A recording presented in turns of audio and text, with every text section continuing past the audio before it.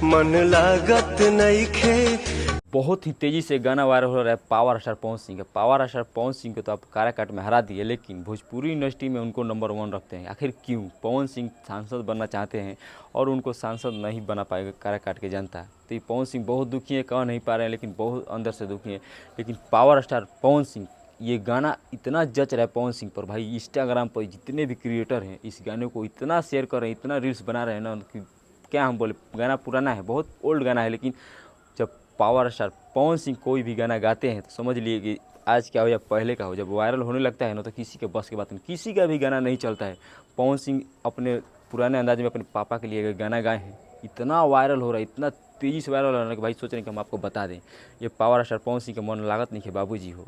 इतना लाजवाब गाना ना, इतना दर्द झलक रहा है इस गाने में, आप लोग एक बार ज़रूर सुनिए अपने पावर स्टार पवन सिंह का, क्योंकि पवन सिंह आजकल बहुत मतलब ज़्यादा